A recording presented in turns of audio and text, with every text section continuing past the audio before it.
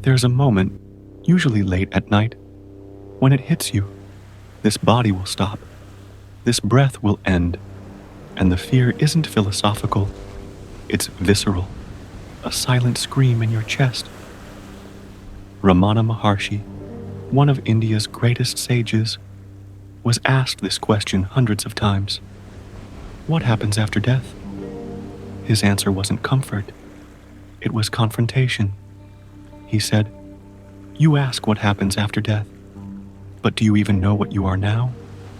That question changes everything. Because what if the thing you fear losing was never real to begin with?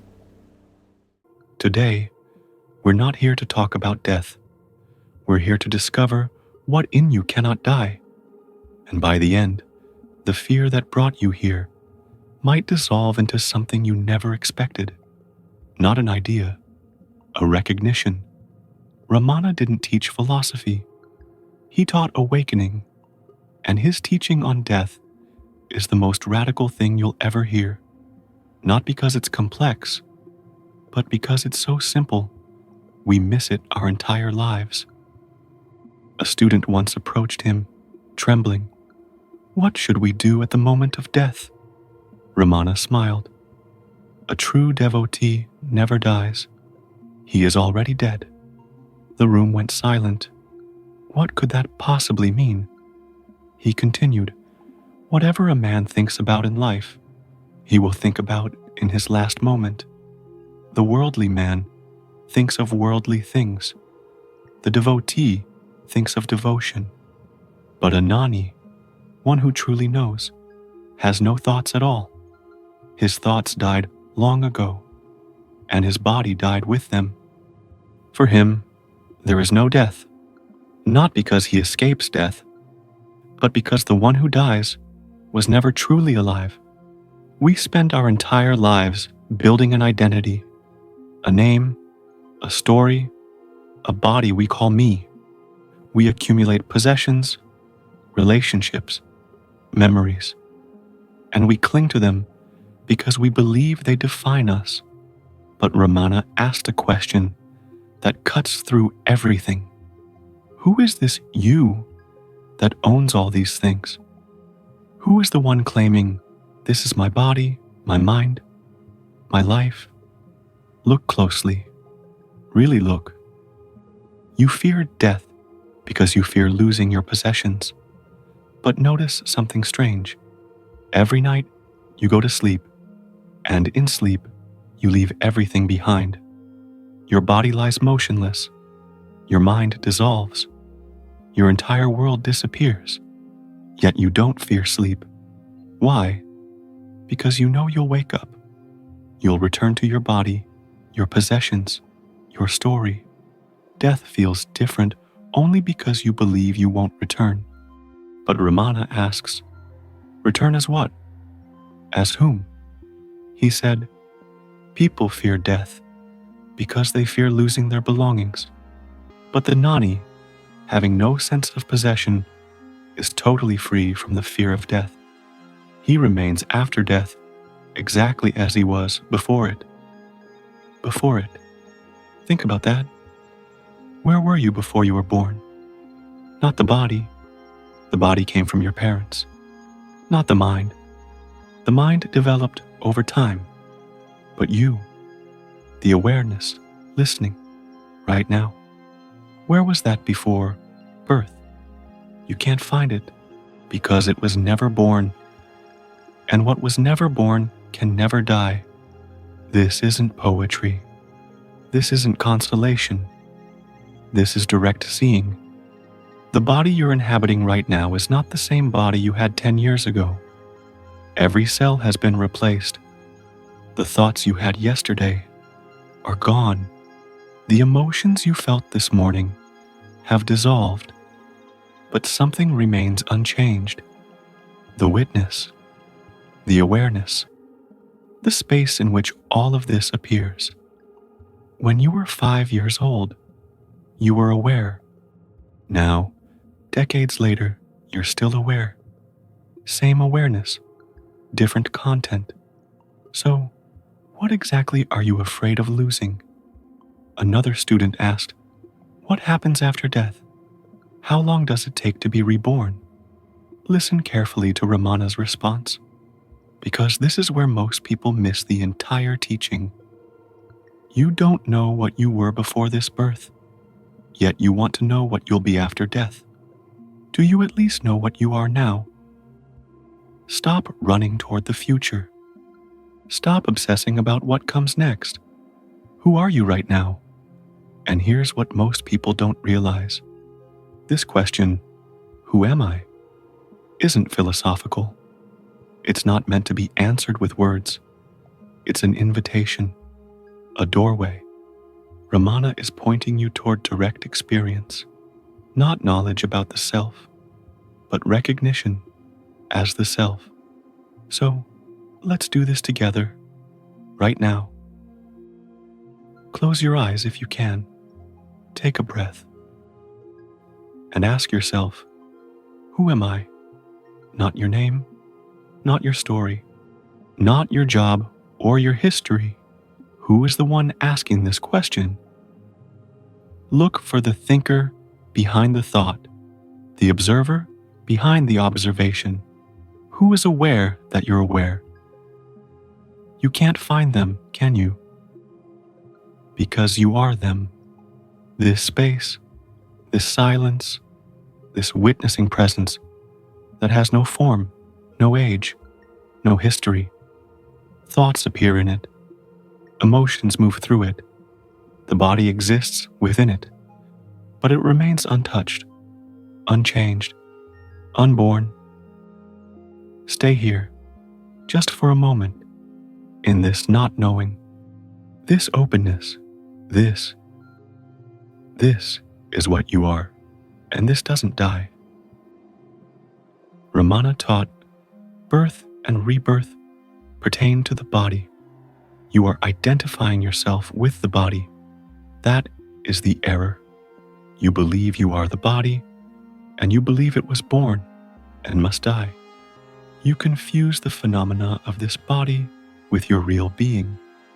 We live in a world obsessed with immortality, anti-aging treatments, life extension technologies, cryogenic freezing, all desperate attempts to preserve the body, the ego, the separate self. But Ramana offers something far more radical, not extending life, but recognizing you were never confined to it in the first place. Think about last night's dream. In the dream, you were someone. You had a body, a story, problems to solve. It felt real. But when you woke up this morning, did you mourn the dream character who vanished? Did you grieve for the dream house that disappeared? No, because you recognized it was never real. It was all consciousness, playing with form. Ramana said, forgetting the self and identifying with the body, one assumes countless births. But finally, by knowing the self and being the self, it is like waking from a dream in which you believed you wandered the whole world. The wandering was real as experience. The suffering was real as sensation. But the one who wandered, who suffered, who feared death, that one was a character in consciousness, not consciousness itself. Right now, in your daily life, this understanding changes everything. When anxiety arises about the future, pause. Ask, who is anxious? When you feel the crushing pressure to achieve, to become, to secure your existence, stop. Who needs securing? You're sitting in traffic, late for a meeting, heart racing. Normally, you're completely identified with the panic. But now, you can notice there's traffic. There's a thought that says, I'm late. There's a sensation of tension in the chest, and there's awareness, watching all of it. Which one are you? The body will age regardless. The mind will keep thinking. But you, the awareness, remain free, watching it all. like space watches clouds. The clouds move, change, dissolve. But space is never touched. This doesn't mean you stop caring. You still show up for your meeting. You still love your family. You still engage fully with life. But you're no longer imprisoned by the illusion that you are this small, fragile, temporary person. You see through the dream while still playing your part in it. Ramana was absolutely clear about this. Know who you are, and don't be disturbed by doubts. Doubts about reincarnation exist only while there is ignorance. In reality, there is no reincarnation at all. Not now, not before, nor will there be hereafter. This is the truth. No reincarnation, not because you die and disappear into nothingness, but because you were never the one who could be born or die in the first place. Bodies come and go. Personalities arise and dissolve. Stories begin and end. But consciousness, pure awareness, simply is. Eternal, unchanging. Here, he said, among those whose minds have forgotten the self, who is born will die, and who dies will be born again. But those whose minds have died, having known the glorious supreme reality, remain only in that elevated state of truth, free from birth and death. This is the invitation, not to wait until physical death to discover this, but to die now, to let the false identity collapse, to stop pretending you are this limited, fearful, mortal creature, and to recognize what you've always been. Achieve this liberation while you are still alive. Discover your true, deathless identity. Die to the illusion of this body and live eternally. The breath you're taking right now, it doesn't belong to you. It happens. The thoughts appearing in your mind, they don't belong to you. They arise. The sensation of being a person, living a life, it doesn't belong to you. It's experienced. But who is experiencing all of this? That which cannot be named, cannot be grasped, cannot be born or die. That is what you are. So, when the fear of death arises again, and it will, probably tonight, probably late when everything is quiet, remember Ramana's question. Not what happens after death, but who is afraid. Look for that one. Search for the one who fears. And in the looking, discover that the seeker and the sought are the same. That there is only consciousness, only awareness, only this eternal presence wearing the costume of a human life. And this never ends. Before I let you go, I want to ask you something. When did you first become aware of death? What age were you when you realized, truly realized, that this would end? Leave a comment below.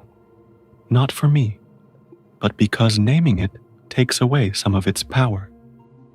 And if this reflection touched something in you, something quieter than thought, deeper than fear, share it. There are other reflections here, other invitations to wake up while you're still alive, each one a doorway, each one pointing home. But for now, return to the silence, the one that was here before this video began, the one that will remain after it ends, the one that is listening right now. That silence is not somewhere else. It's not something you'll become after death. It's what you are. It always has been, and it always will be. Rest here.